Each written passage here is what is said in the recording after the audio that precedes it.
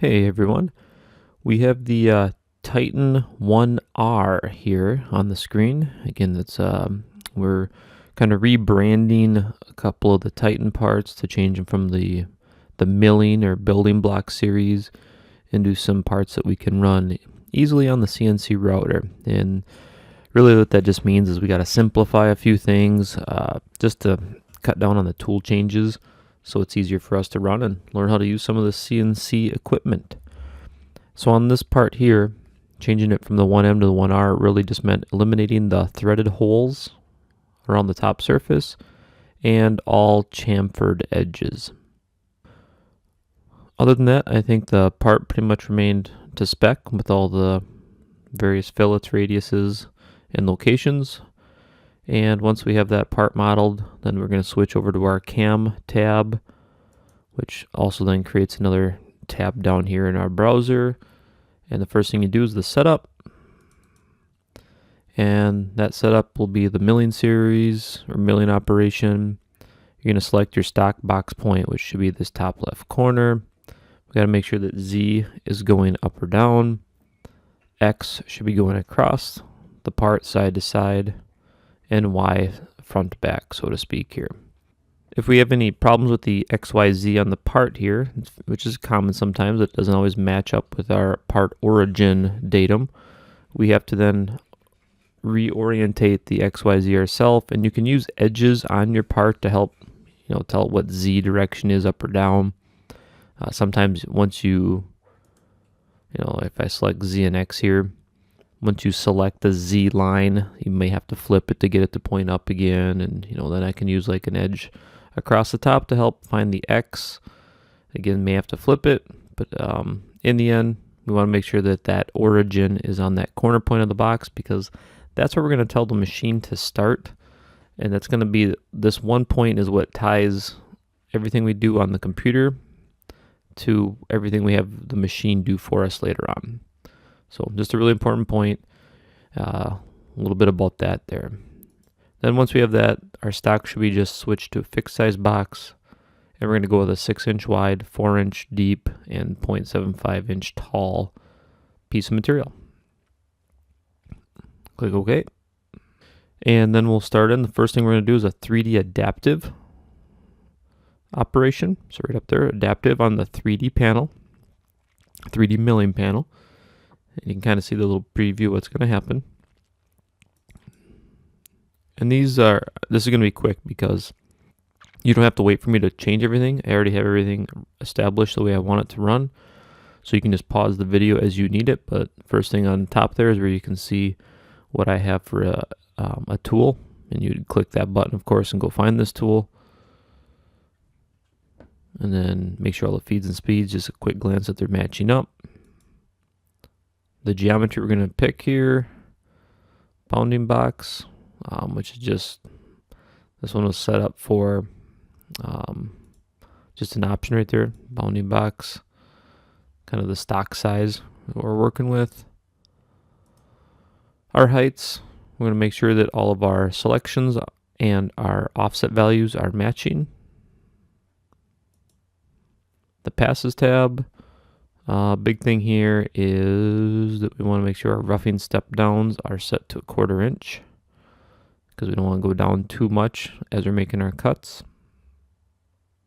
Scroll down just to make sure. You can see I got this one checked, feed optimization, probably default values though after that. And then finally on the last one, mostly default values here, just double checking helix stands out in my mind if it had to be switched from plunge maybe to helix, and click OK once you get everything going. Takes a little bit to process, but there we go. Again, at any time when I was doing that, this stuff, just pause, rewind, whatever it takes, so you guys can take that time to match stuff up. And then just the other operation with the same tool is a 2D contour. We're going to go around to cut out the part. Let me go into that. You can see same tool. So go, if it should be in there by default. If not, use the tool button there to go get it. Glance and make sure the feeds and speeds are the same.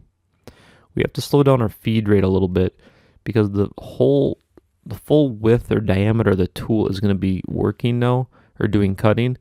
So we can't go as fast as we were before because we're just taking a lot bigger cut with that tool. So we don't want to stress it out too much and break it.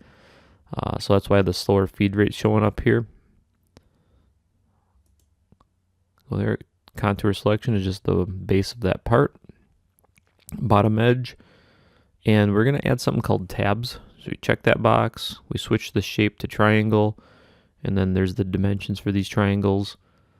At points is what you're going to drop arrow here, hit points, and we just click on the middle of each end to put a triangle in. And what that is, it's a connection so that when we cut the contour around the part, this block just can't get wobbly loose.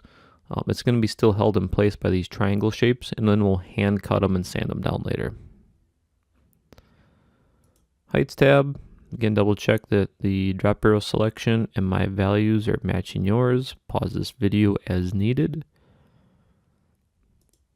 Passes, check this stuff. You're going to check the box for multiple depths, then put in this value there. Last tab, double check ramping, that's the big thing there, and uncheck lead out.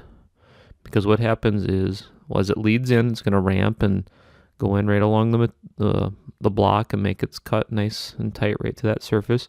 But when it's all done cutting, if lead out is checked, the tool tries to pull away from the block and then lift. And the problem is, we've just been cutting a slot.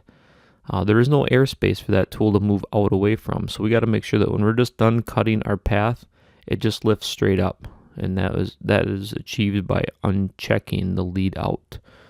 Nothing fancy for lead out. When you're done doing the job, just lift straight up is essentially what we're doing by unchecking that box.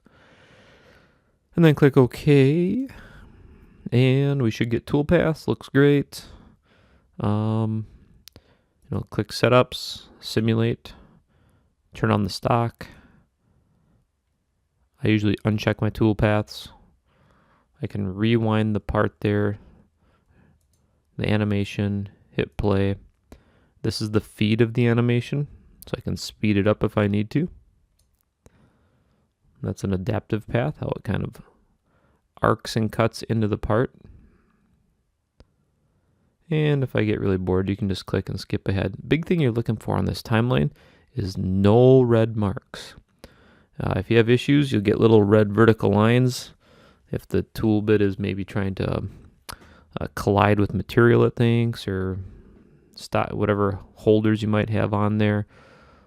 So we're looking for no red marks. If we have red marks here, we got to figure out what's wrong so we don't break any tools or we don't break the machines when we run them. And so I'm this close, I'll let it finish out. And here's that ramping as it goes down in around the part. Goes around, it's a little choppy because I'm recording my screen as I do this. And when it gets to the very end, right about, one more lap, right about there. When that tool is lifting up, it just straight up because we unchecked that one box. Otherwise, it would have curled away into the block of wood, and we've snapped some tools because of that, and then lifts up. So that's why that one little box matters a lot. Anyway, let that finish. You can rotate it. You can see there's our tabs showing up. That's going to hold that block, like I said, or our part stable to the material on the outside until we're ready to unscrew it or unfasten it from our vise or from the tabletop. And then we just cut it by hand and do a little bit of sanding, but easy way to do it with those tabs. Okay, then close the simulation, and then if that all looks good, you're ready to post-process this to create G-code and run on the machine. And look for a video on how to do that or a demo from Mr. J. All right, thanks for watching. Bye.